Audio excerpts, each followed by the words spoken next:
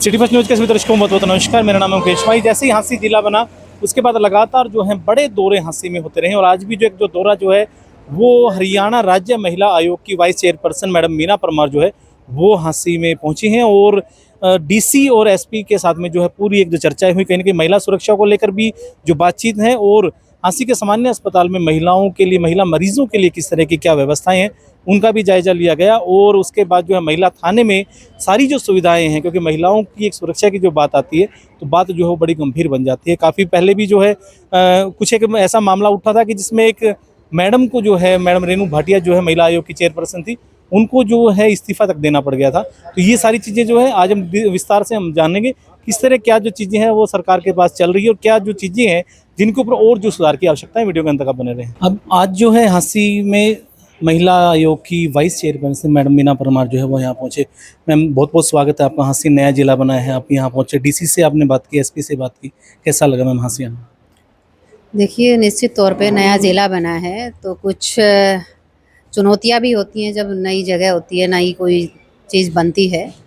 और DC SP से मिलना हुआ, कुछ समस्याओं पे डिस्कशन हुई, नशे के बारे में बड़ी चर्चा हुई एसपी साहब से, क्योंकि आज जो नशा है ना, वो आज जो ग्रामीण क्षेत्र है उसमें कहीं ना कहीं घर कर गया है। और पहले जब नशे की बात चलती थी तो शराब तक सीमित रह जाती थी या हुक्का बीड़ी सिगरेट तक आ जाती थी, लेकिन आज का जो नशा चिट्टा जैसे शब्द तो हमने फिल्मों में हमने सुना था, लेकिन अब तो लोकल में बिल्कुल आम हो चुकी है। आज जी जी बिल्कुल बिल्कुल बिल्कुल, क्योंकि आजकल जो चर्चाएं चलती हैं, चिट्टा बड़ा गंभीर नशा है और मुझे लगता है कि अगर उसकी मात्रा का भी ध्यान ना रखा जाए तो तुरंत जान भी जा सकती है उसमें। और बच्चे चिट्टे के नशे की तरफ अग्रसर हो रहे हैं, तो ये मुझे लगता है एक सभ्य समाज के लिए बहुत पतन का कारण है। ये हाँसी में भी कई डेथ हुई मैम नशे की ओवरडोज की वजह से, काफ़ी जो नौजवान बच्चे हैं वो काफ़ी मौत को प्राप्त हुए हैं। मुझे लगता है कि इसके लिए केवल प्रशासन को ही प्रयास नहीं करने होंगे, इसके लिए सामूहिक प्रयास जो बुद्धिजीवी वर्ग है उसको भी आगे आना पड़ेगा, जो सामाजिक संस्थाएं हैं उनको भी इस पे काम करना पड़ेगा। सरकार बहुत अच्छा इस पे काम कर रही है। माननीय मुख्यमंत्री जी ने बहुत सी रैलीज निकाली हैं, हर जिले में वो गए हैं, नशे के खिलाफ उन्होंने आह्वान किया है, लोगों को, युवाओं को जोड़ा है नशे के खिलाफ कि आप नशे से दूर रहिए, नशे से बचिए। नशा जो है वो ना केवल आपके शरीर को खा रहा है, वो पूरे परिवार को और समाज को ख़त्म कर रहा है। और आप उस कगार पे पहुंच जाते हैं कि आप ये सोच ही नहीं पाते कि आपको जाना क्या है, आपको करना क्या है, क्योंकि नशे के आप वशीभूत हो जाते हैं।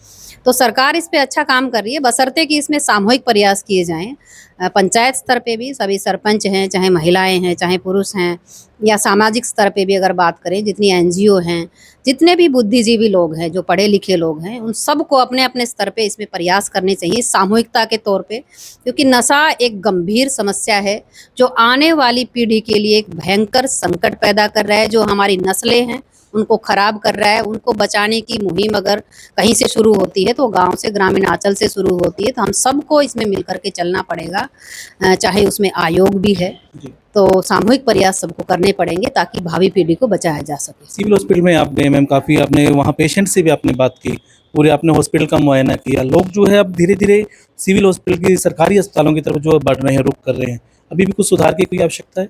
देखिए, मुझे लगता है कि ये लोगों का सरकार की कार्यशैली के प्रति विश्वास है, डॉक्टर के प्रति विश्वास है, क्योंकि सबके मन में रहता है कि कहावत भी है हमारे आम जीवन में भी कि डॉक्टर में भगवान का रूप देखता है हर मरीज जो है, और भगवान समझ के उसके पास जाता है कि भाई मैं जहाँ जाऊँगा तो मेरी बीमारी का तुरंत सॉल्यूशन होगा, मैं ठीक हो जाऊँगा।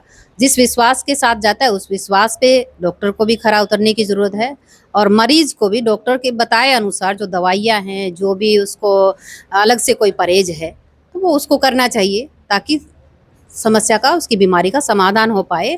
और सरकार का प्रयास है कि जितने भी पेशेंट आते हैं हॉस्पिटल में, चाहे महिला है, चाहे पुरुष है, चाहे नौजवान है, उस हर बीमारी की दवाई सस्ते रेटों में उपलब्ध हो। बाहर भी जन औषधि केंद्र सरकार ने खोले हैं और अंदर भी जो फ्री की दवाइयाँ वहाँ पे पेशेंट को दी जाती हैं, तो वो सारी उनको उपलब्ध हों समय पे, और डॉक्टर भी समय पे उनको उपलब्ध हों, ऐसा सरकार का प्रयास है। और आज हॉस्पिटल का मुआयना किया तो पेशेंट जो है डॉक्टर की कार्यशैली से संतुष्ट है। महिला थाने में आप पहुंचे और अब जो पुरानी अगर हम बात करें तो लोग यूँ कहते थे कि महिलाओं को जो है दबा के रखा जाता है, लेकिन आज के टाइम में नीले ड्रम की भी बड़ी चर्चाएं हुई।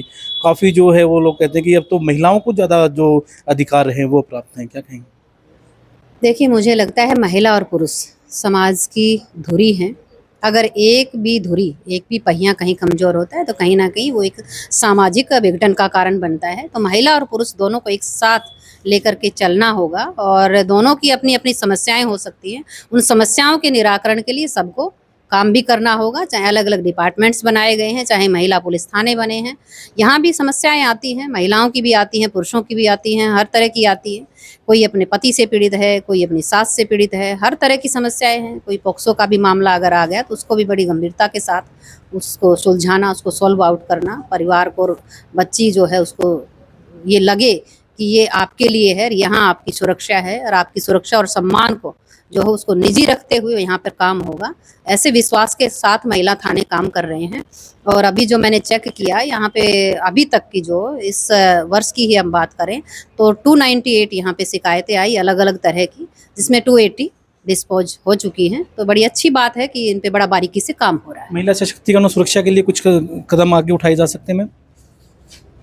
जैसा कि मैंने बताया आपको कि जैसे नशे के खिलाफ सामाजिक स्तर पे सबको एकजुटता के साथ काम करने की ज़रूरत है। उसी तरीके से जो हमारी भावी पीढ़ी है, चाहे स्कूल हैं, कॉलेज हैं, +2 से जो बच्चियां जो पास आउट होती हैं, उन सब की के लिए एक अच्छी काउंसलिंग हो और वो किसी गलत लाइन में ना पड़े, क्योंकि सोशल मीडिया पे आज इंस्टाग्राम पे अलग-अलग तरह की फ़ोटो लगा करके बच्चियों को लुभाया जाता है, वो गलत रास्ते पे चली जाती हैं।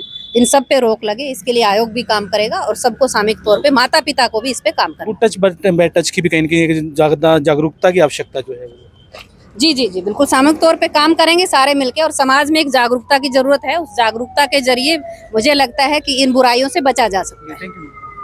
तो ये भी महिला आयोग की vice chairperson madam Meena Parmar जो है हमारे साथ जुड़ी और जैसे इन्होंने कहा कि नशा जो है वो आने वाली पीढ़ी को जो है वो बिल्कुल तबाह जो है वो करता जा रहा है। युवा पीढ़ी जो है वो कहीं ना कहीं इसकी गिरफ्त में आके अपनी पूरी जवानी ही नहीं अपना पूरा भविष्य जो है वो खत्म करती जा रही है। ये एक समाज की और कहीं हम सब की जो है एक पूरी एक जिम्मेदारी बनती है। आपको कैसा क्या लगा कमेंट की मदद से अपनी राय जरूर दे दें। कैमरामैन जतिन के साथ मेरा नाम है मुकेश माही। नमस्कार, जय हिंद, जय भारत।